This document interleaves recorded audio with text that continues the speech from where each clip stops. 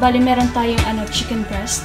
Hiniwa-hiwa ko na siya ng maliliit. Tapos, may tayo dito. Ito, garlic. Tapos yung kamatis. Tapos yung sibuyas. Tapos yung bell pepper. Tapos carrots. Kaya ako naisip magluto ng pinya ng manok kasi yung bumili ako ng pinya. Tapos hindi naman naubos. So, sabi ko sayang naman. So, ayan. Pinya, carrots. Tapos yung bell pepper.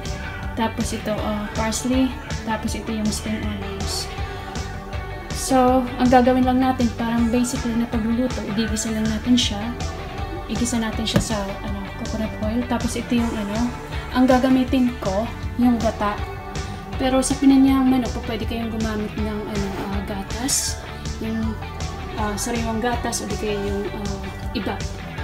So, ako ang gagamitin ko, since meron naman ako nito, ayan, yung gata na dilata.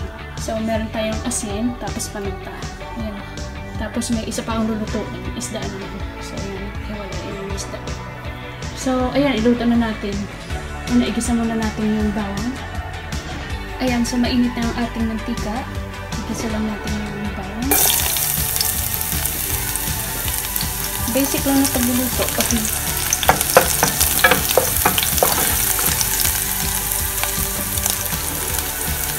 Magalaw ang camera ko. Ito sa talaga. Ayan. Sibuyas.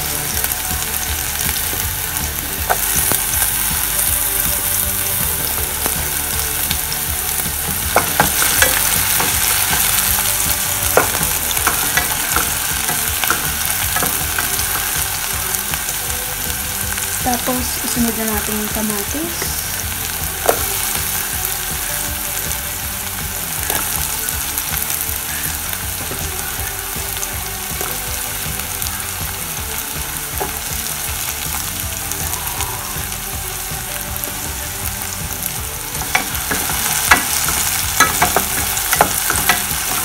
Tapos, iyan na natin magluto ng konti.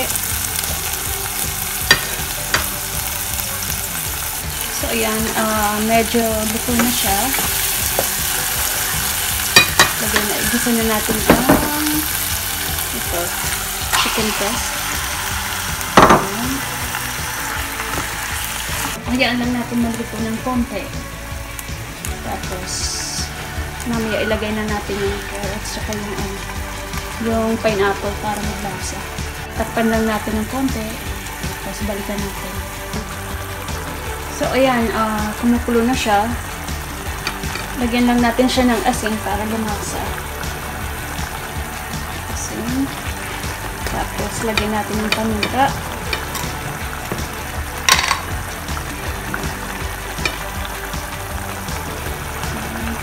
Konti pa.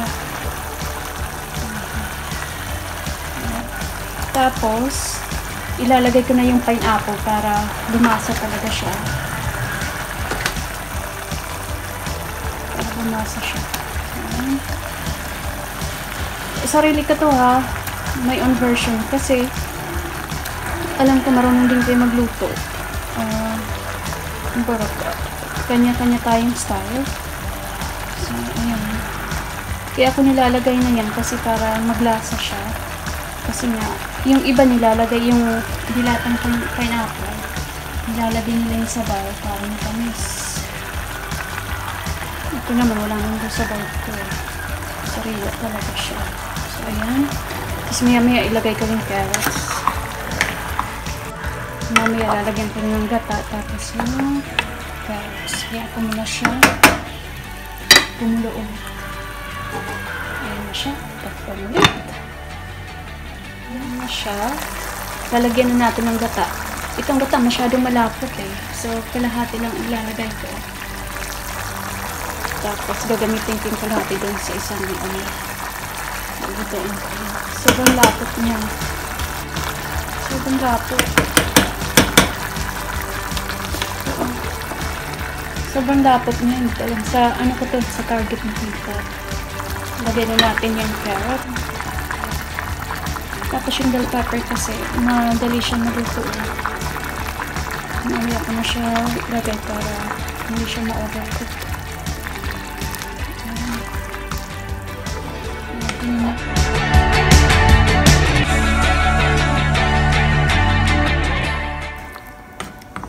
siya. Hayaan ko lang siya kumulo.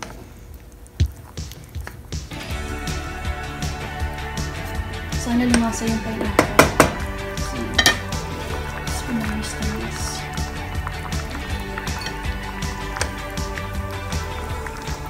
So, ayan, pinakuluan ko siya ng 15 to 20 minutes. Mabilis lang naman ito maluto kasi, ano siya, chicken breast. Ayan siya. So, ilalagay ko na yung, bell pepper. So, ayan.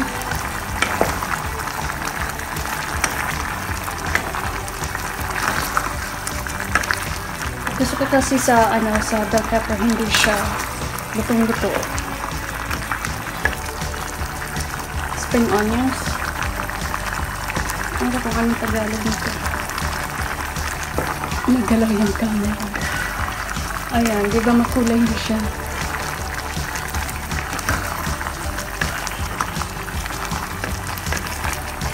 Ayan, luto na siya. Sana magustuhan ng anak ko. Patay na natin yung apoy. Ayan na. So, ayan ang pininyahang manok ko. First time naman to, first time ko ito niluto. First time din ito matitikman ng anak ko. So, ayan. Kain tayo. Pininyahang manok.